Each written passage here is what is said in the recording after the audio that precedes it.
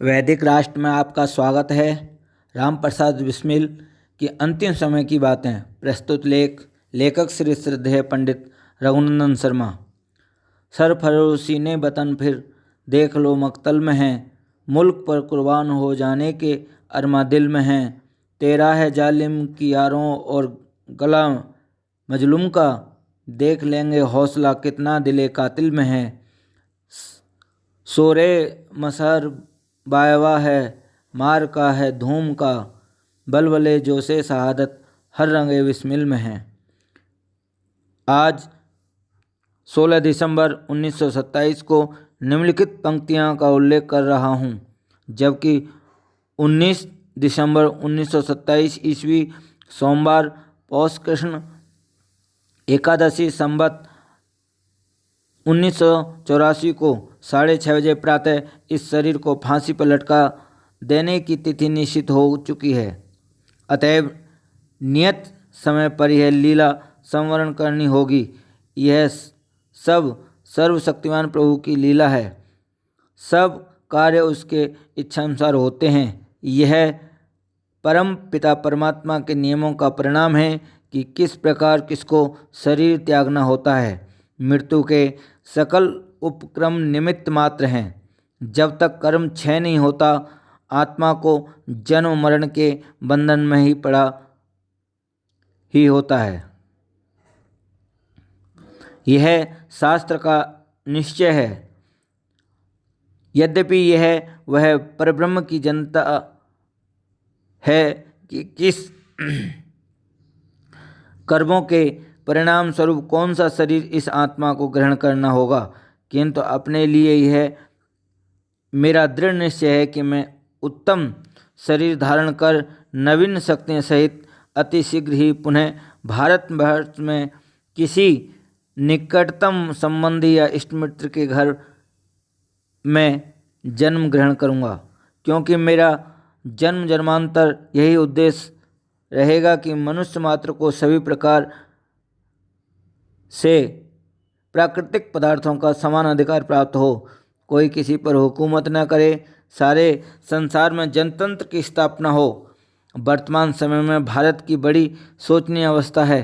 अतएव लगातार कई जन्म इसी देश में ग्रहण करने होंगे, और जब तक कि भारतवर्ष के नर नारी पूर्णतः सर्वरूपेण स्वतंत्र न हो जाएंगे, परमात्मा से मेरी यही प्रार्थना होगी कि वह मुझे इसी देश में जन्म दे, ताकि मैं उनकी पवित्र वाणी वेद वाणी का अनुपम घोष मनुष्य मात्र के कानों तक पहुंचाने में समर्थ हो सकूं।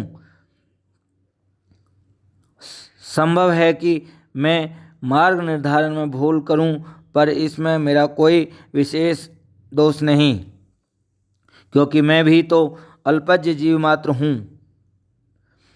भूल न करना केवल सर्वज्ञ से ही संभव है। हमें परिस्थितियों के अनुसार ही सब कार्य करने पड़े और करने होंगे। परमात्मा अगले जन्म में सद्बुद्धि प्रदान करे कि मैं जिस मार्ग का अनुसरण करूं वह त्रुटि रहित ही हो। अब मैं उन बातों को अभी उल्लेख कर देना उचित समझता हूं जो काकोरी कांड के अभियुक्त के संबंध में सेशन जज ने फैसला सुनाने के पश्चात घटित हुई।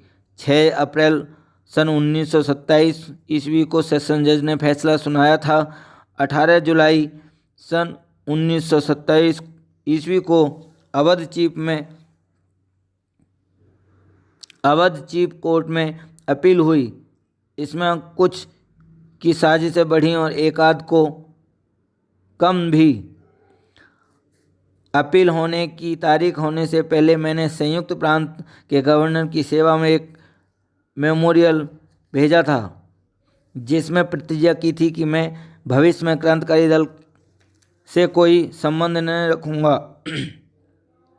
इस मेमोरियल का जिक्र मैंने अपने अंतिम दया प्रार्थना में भी, जो मैंने चीफ कोर्ट के जज के सामने दिया था, उसमें कर दिया था, किंतु चीफ कोर्ट के जजों ने मेरी किसी प्रकार की प्रार्थना न स्वीकार की। मैंने स्वयं ही जेल से लेकर अपने मुकदमे की बहस लिखकर भेजी, जो छापी गई। जब यह बहस चीफ कोर्ट के जजों ने सुनी तो उन्हें बड़ा संदेह हुआ कि वह बहस मेरी लिखी हुई न थी। इन तमाम बातों का यह नतीजा निकला कि चीफ कोर्ट अवध से मुझे महाभयंकर षड्यंत्रकारी की पदवी दी गई। मेरे पश्चात जजों को विश्वास न हुआ और उन्होंने अपनी धारणा का प्रकाश इस प्रकार किया कि यह राम प्रसाद छूट गया तो फिर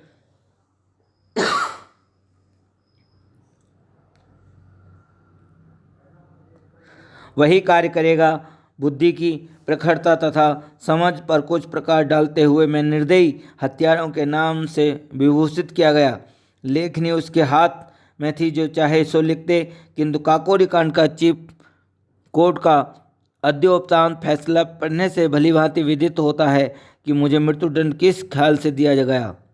यह निश्चय किया गया कि राम प्रसाद ने सेशन जज के विरुद्ध अपशब्द कहे हैं, खुफिया विभाग के कार्यकर्ताओं पर लांछन लगाए हैं, अर्थात अभियोग के समय जो अन्याय होता था उसके विरुद्ध आवाज़ उठाई है। अतएव राम प्रसाद सबसे बड़ा गुस्ताख मुजरिम है। अब माफ़ी चाहे वह किसी भी रूप में मांगे नहीं दी जा सकती। चीफ कोर्ट के अपील खारिज हो जाने के बाद अधिनियम प्रांतीय गवर्नर तथा वायसराय के पास दया प्रार्थना की गई। राम प्रसाद बिस्मिल, राजेंद्र नाथ लाहिड़ी, रोशन सिंह तथा अशफाक उल्ला खां के मृत्यु दंड को बदलकर अन्य दूसरी सजा देने की सिफारिश करते हुए संयुक्त प्रांत के काउंसिल के लगभग सभी निर्वासित हुए मेंबरों के हस्ताक्षर करके निवेदन पत्र दिया। मेरे पिता ने 250 रईस, ऑनरेरी मजिस्ट्रेट तथा जमींदारों के हस्ताक्षर से एक अलग प्रार्थना पत्र भेजा, किंतु श्रीमान सर विलियम मैरिस की सरकार ने एक भी न सुनी। उसी समय लेजिस्लेटिव असेंबली तथा काउंसिल ऑफ स्टेट के 78 सदस्यों ने भी हस्ताक्षर करके वायसराय के पास प्रार्थना पत्र भेजा कि काकोरी कांड के मृत्युदंड पाए हुए को मृत्युदंड की सज़ा बदलकर दूसरी सज़ा कर दी जाए, क्योंकि दौरा जज ने सिफारिश की कि यदि यह लोग पश्चाताप करें तो सरकार दंड कम कर दे। चारों अभियुक्तों के पश्चाताप प्रकट कर दिया, किंतु वायसराय महोदय भी एक न सुनी। इस विषय में माननीय पंडित मदन मोहन मालवीय जी ने तथा असेंबली के कुछ सदस्यों ने वायसराय से मिलकर भी प्रयत्न किया था कि मृत्युदंड न दिया जाए। इतना होने पर भी सबको आशा थी कि वायसराय महोदय असमय मृत्युदंड की आज्ञा रद्द कर देंगे। इसी हालात में चुपचाप विजयदशमी से 2 दिन पहले जेलों को तार भेज दिया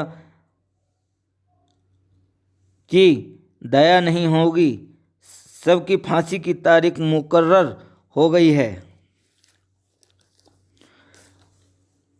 जब मुझे सुप्रिटेंडेंट जेल ने तार सुनाया, मैंने भी कह दिया कि आप अपना कार्य कीजिए, किंतु सुप्रिटेंडेंट जेल के अधीक्षक होने पर भी एक तार दया प्रार्थना का सम्राट के पास भेज दो, क्योंकि उन्होंने एक नियम सा बना रखा है कि प्रत्येक फांसी के कैदी की ओर से जिसकी दया भिक्षा की अर्जी वायसराय के यहाँ खारिज हो जाती है, एक तार सम्राट के नाम से प्रांतीय सरकार के पास अवश्य भेजते हैं। कोई दूसरा जेल सुप्रिटेंडेंट ऐसा नहीं करता। उपरोक्त तार लिखते समय मेरा कुछ विचार हुआ कि प्रीवी काउंसिल इंग्लैंड में अपील की जाए। मैंने श्रीयुक्त मोहनलाल सक्सेना वकील लखनऊ को सूचना दी। बाहर किसी को वायसराय की अपील खारिज होने की बात पर विश्वास भी नहीं हुआ। जैसे तैसे करके श्रीयुक्त मोहनलाल द्वारा प्रीवी काउंसिलिंग में अपील कराई गई। नतीजा तो पहले से ही मालूम था, वहाँ से भी अपील खारिज हो गई। यह जानते हुए कि अंग्रेज सरकार कुछ भी नहीं सुनेगी, मैंने सरकार को प्रतिज्ञा पत्र लिखा। क्यों अपीलों पर अपीलें तथा दया प्रार्थनाएं की। इस प्रकार के प्रश्न उठते हैं।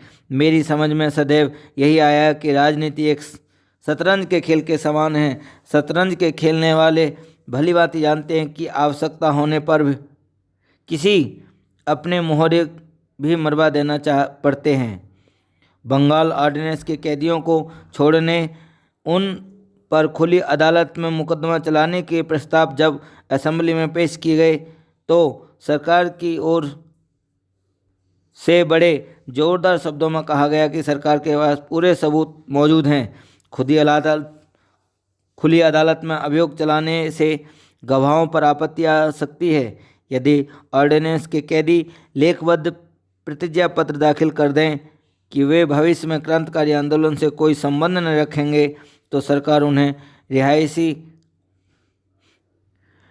के विषय में विचार कर सकती है। बंगाल में दक्षिणेश्वर तथा सोमा बाजार बम केस ऑर्डिनेंस के बाद चले। खुफिया विभाग के डिप्टी सुपरिटेंडेंट के कत्ल का मुकदमा भी खुली अदालत में चलाए गए, किंतु कोई भी दुर्घटना या हत्या की सूचना पुलिस ने दे सकी। काकोरी षड्यंत्र केस पूरे 1.5 साल तक खुली अदालत में चलता रहा। सरकार की ओर से लगभग 300 गवाह पेश किए गए। कई मुखबिर तथा इकबाली खुली और तौर से घूमते रहे, पर कहीं कोई दुर्घटना या किसी को धमकी देने की पुलिस से कोई सूचना न दी। सरकार की इन बातों को पोल खोलने की गरज से ही मैंने लेखबद्ध बंधे सरकार को दिया। सरकार के कथानुसार जिस प्रकार बंगाल ऑर्डिनेंस के कैदियों के संबंध में सरकार के पास पूरा सबूत था और सरकार उनमें से अनेकों को भयंकर संक्रांति दल का सदस्य तथा हत्यारों का जिम्मेदार समझती तथा कहती थी, तो इस प्रकार काकोरी के कांडकारियों के लेखबद्ध प्रतिज्ञा करने पर कोई गौर क्यों नहीं किया। बात यह है कि जबरा मारे रोने न देवे। मुझे तो भली भांति मालूम था कि संयुक्त प्रांत में जितने राजनीतिक अभियोग चलाए जाते हैं उनके फैसले खुफिया पुलिस के इच्छानुसार लिखे जाते हैं। बरेली पुलिस कांस्टेबलों की हत्या के अभियोग में नितांत निर्दोष नवयुवकों को फांसा गया और CID वाले ने अपनी डायरी दिखलाकर फैसला लिखाया। काकोरी कांड में भी अंत में ऐसा ही हुआ। सरकार की सब चालों को जानते हुए भी मैंने सब कार्यों उनकी लंबी लंबी बातों की पोल खोलने के लिए ही किए। काकोरी के मृत्युदंड पाए हुए की दया प्रार्थना न स्वीकार करने का कोई विशेष कारण सरकार के पास नहीं। सरकार के बंगाल ऑर्डिनेंस के कैदियों के संबंध में जो कुछ कहा था सो काकोरी वालों ने किया।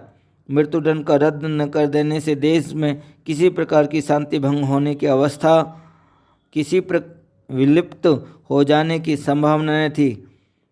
विशेषतया जबकि देश भर के सब प्रकार के हिंदू मुसलमान असेंबली के सदस्यों ने इनकी सिफारिश की थी। काकोरी कांडकारियों की इससे बड़ी सिफारिश इससे पहले कभी नहीं हुई, किंतु सरकार ने तो अपना पासा सीधा रखा। उसे अपने पर विश्वास था। सर विलियम मैरी ने ही स्वयं शाजापुर तथा इलाहाबाद के हिंदू मुस्लिम दंगों के अभियुक्तों के मृत्युदंड रद्द किए हैं, जिनको कि इलाहाबाद हाई कोर्ट से ही मृत्युदंड देना उचित समझा गया था, और उन लोगों पर दिन दहाड़े हत्या करके सीधे सबूत मौजूद थे। ये सजाएं ऐसे माफ़ की गई थीं जबकि नित्य नए हिंदू मुसलमान दंगे बढ़ते ही जाते हैं। यदि काकोरी के कैदियों को मृत्युदंड साफ माफ़ करके दूसरी सज़ा देने से दूसरों का उत्साह बढ़ता तो क्या इसी प्रकार मजहबी दंगों के संबंध में भी हो सकता था। मगर वहाँ तो मामला कुछ और ही है। जो अब भारतवासियों के नरम से नरम दल के नेताओं के भी शाही कमीशन मुकर्रर होने और उनमें एक भी भारतवासी ने हो चुके जाने से पार्लियामेंट में भारत सचिव लॉर्ड वेंकैया ने तथा अन्य मजदूर दल के नेताओं के भाषण से भलीभांति समझ में आ गया कि किस प्रकार भारत को गुलामी की जंजीरों में जकड़ रहने की चालें चली जा रही हैं। मुझे प्राण त्यागते समय निराशा हो जाना नहीं पड़ा कि हम लोग के बलिदान व्यर्थ गए। मेरा तो विश्वास है कि हम लोगों की छिपी हुई आहों का ही ये नतीजा हुआ कि लॉर्ड वक्रहन के दिमाग में परमात्मा ने एक विचार उपस्थित किया कि हिंदुस्तान के हिंदू मुस्लिम झगड़ों का लाभ उठाते हुए और भारतवर्ष की जंजीरें कस दो। गए थे रोजा छोड़ने, नवाज गले पड़ गई। भारत के प्रत्येक विख्यात राजनीतिक दल ने हिंदुओं के तो लगभग सभी तथा मुसलमानों के सभी अधिकारी नेताओं ने एक स्वर में होकर रॉयल कमीशन की नियुक्ति तथा उसके सदस्यों के घोर विरोध किया। और अगली कांग्रेस मद्रास सब राजनीतिक दल के नेता तथा हिंदू मुसलमान एक होने जा रहे हैं।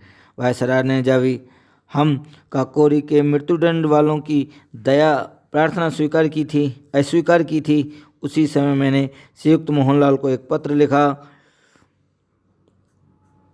कि हिंदुस्तानी नेताओं को तथा हिंदू मुस्लिमों को अग्रिम कांग्रेस पर एकत्र हो हम लोगों की याद मनाना चाहिए।